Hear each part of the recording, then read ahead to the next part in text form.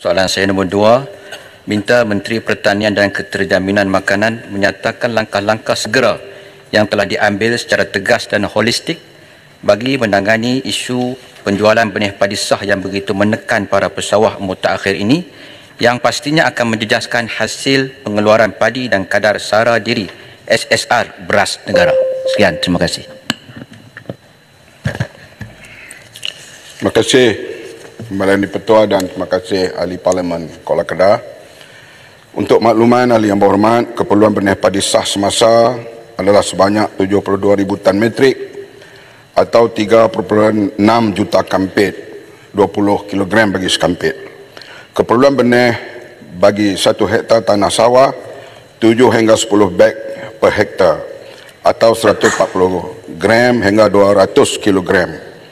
Para pesawah menikmati insentif sebanyak RM1.03 bagi setiap kilogram benih padi sah yang dibeli daripada pengeluar benih padi sah yang dilantik oleh kerajaan. Bagi memastikan bekalan benih padi sah mencukupi dan harga terkawal, Kementerian telah mengambil beberapa langkah drastik.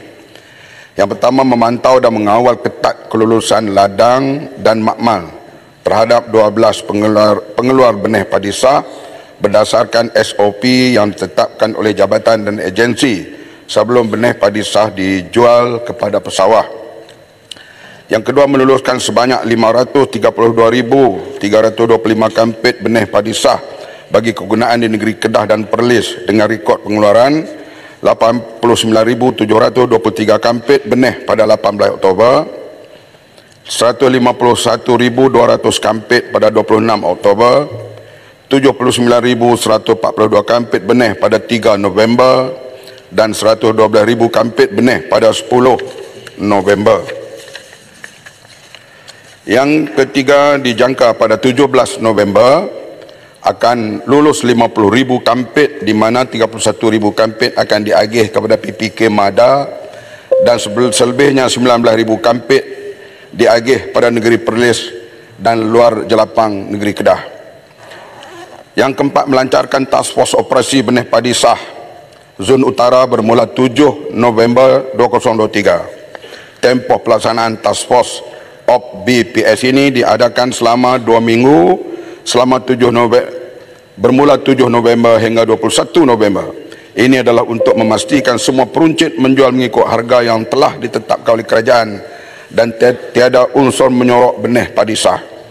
Status semasa 7 November 2023, 20 lesen telah pun ditarik balik dan pada 16 November 2 lagi lesen ditarik.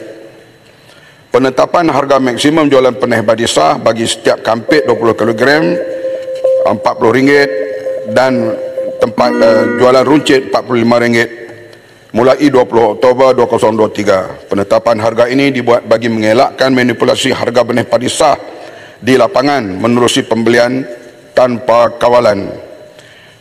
Penjualan benih padi sah yang dipakejkan bersama racun khusus bagi varieti padi CL220 sebelum ini hendaklah dijual secara berasingan. Harga benih padi sah bagi varieti CL220 adalah pada harga maksimal RM40 di pintu gudang syarikat dan untuk pengeluar RM45 sebagai harga runcit. Saya habiskan, ini pentinglah untuk semua pesawah dengar. Benih padi sah secara terus kepada pertubuhan peladang dan petani bertarikh 11 Oktober 2023 telah terbatal. Berkaitan isu peruncit yang menjual benih padi lebih RM45 seperti yang ditetapkan, kerajaan telah mengambil tindakan serta-merta dengan menarik semula lesen penjualan benih padi sah serta-merta, melakukan risikan dan penguasaan secara berterusan bagi memastikan ketetapan harga dipatuhi sepenuhnya oleh semua pihak. Menyaran pesawah atau mana-mana pihak berkepentingan membuat aduan kepada cawangan kawal selia padi beras, pejabat KPB negeri melalui agensi seperti Jabatan Pertanian, Lembaga Kemajuan Pertanian MADA dan Lembaga Pertubuhan Peladang LPP, mengeluarkan lesen runcit melalui kuasa pengarah KPB di bawah peruntukan Seksyen 4 Akta Pengawal Padi dan Beras 1994 kepada PPK dan syarikat untuk mengedarkan benih padi sah terus kepada pesawah.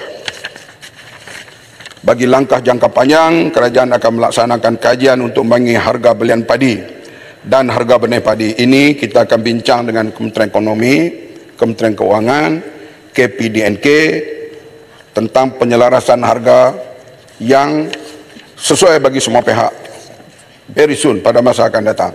Sebab semua kena, pesawah kena menang, pemborong kena menang, peruncit kena menang, pengguna pun kena menang. Ini perbincangan perlu dibuat secara lebih tersusun, lebih untuk supaya semua pihak mendapat faedah nanti. Terima kasih. Kuala Kedah. Terima kasih Yang Berhormat Menteri kerana memberikan jawapan yang panjang lebar berhubung dengan isu kekurangan benih padi sah ini. Saya membangkitkan perkara ini kerana realiti di pasaran BPS sukar didapati dan sekiranya ada pun harga yang melepasi siling yang diselaraskan, iaitu harga cekik. Soalan tambahan saya, sejauh manakah penguatkuasaan atau pematuhan Akta Kawalan Padi dan Beras 1994 dipatuhi dengan serius bagi membendung aktiviti manipulasi harga BPS serta memastikan para pesawah dapat memperolehi BPS dengan harga kawalan, dan apakah pihak kementerian bersedia untuk memberi kebenaran kepada Pak Tani untuk menyediakan benih padi sendiri atau menambah lagi syarikat pengeluar BPS sedia ada bertujuan untuk memastikan krisis ini tidak berulang pada musim akan datang, memandangkan keluasan penanaman padi masih di bawah 50%, iaitu sekitar 20% keluasan mada pada masa ini. Sekian, terima kasih. Pada hari Selasa yang lalu, 2 hari lepas, selepas menjawab soalan di Parlimen ini, saya terus terbang ke Alor-Setar dan saya sendiri mengetuai kumpulan untuk pergi ke kilang yang menyediakan benih. Kilang yang pertama saya pergi memang tuan kilang itu tak tahu, kehadiran itu mengejut, dan didapati ada benih-benih padi yang telah banyak, hanya menunggu kelulusan daripada pihak makmal DOA untuk diedarkan dalam masa yang segera ini. Bila saya pergi ke kilang yang kedua, saya nampak tuan kilang itu dah tahu kehadiran itu. Itu macam mana dia tahu? Dia tahulah sebagai yang pertama. Artinya saya melihat begitu secara serius hal-hal benih padi ini. InsyaAllah sekarang kita bertindak dengan menggunakan apa saja termasuk cara fast track untuk penyediaan benih padi ini, dan insyaAllah sampai ke peringkat ianya insyaAllah mencukupi sampai kepada tarikh akhir bila musim penanaman ini. Kita dalam jangka panjang kita usahalah untuk mewujudkan stockpile bagi benih padi sah. Kita nak buat stockpile macam stockpile beras, iaitu 500,000 kampit mesti ada stockpile. Kalau berlaku apa-apa hal, maka stockpile ini akan digunakan. Seperti beras, kita belum guna lagi stockpile negara. Stockpile negara ini dia boleh hantar sehingga 5 bulan kita ada stockpile beras. Kita belum ada stockpile benih padi. Yang ini kita akan adakan pada masa hadapan. Menambah baik dan mempertingkat infrastruktur dan plot penanaman padi asas oleh Institut Penyelidikan dan Kemajuan MARDI kena main peranan utama.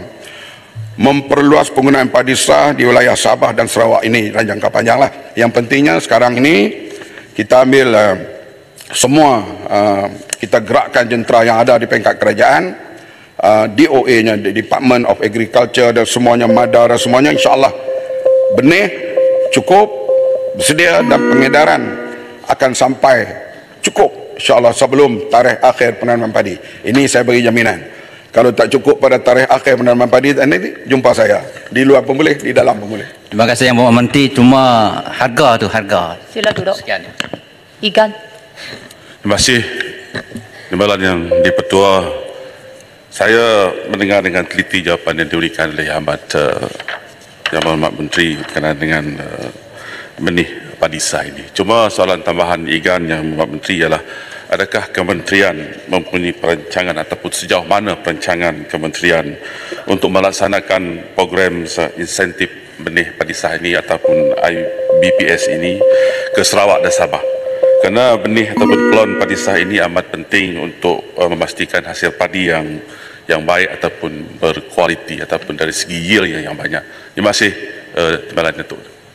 Terima kasih. Ini memang di peringkat perbincangan yang begitu aktif sekarang ini supaya Sabah dan Sarawak kalau mereka ada benih padi sendiri, tak apa, kalau tidak ada benih padi sendiri maka kita harap menerima benih padi yang sedia digunakan dikeluarkan oleh Mardi dan agensi-agensi yang diterima oleh kerajaan. Ternyata yieldnya meningkat seperti yang kita lihat sama ada di Sekincan, di Perak, di Bumbung 5, Pulau Pinang dan beberapa tempat di kawasan Mada di Kedah. Memang yieldnya melebihi 7 tan per hektar. Ini soal benih ini dan kita akan berbincang terus dengan pihak Pertanian Negeri Sabah dan Sarawak dan setakat ini mereka memberi reaksi yang positif untuk menerima benih-benih baru ini. Ini yang kita harapkan dan keadaan ini insya-Allah Sabah dan Sarawak ini mereka bersedia dengan secara aktif sekarang untuk membantu ke arah SSR beras kita di negara ini. Dan ini berdialog dan juga perbincangan di peringkat pegawai sekarang ini sedang berjalan. InsyaAllah akan terjelma hasil yang baik supaya Sabah dan Sarawak ini menjadi jelapang padi yang kedua bagi Malaysia untuk masa akan datang.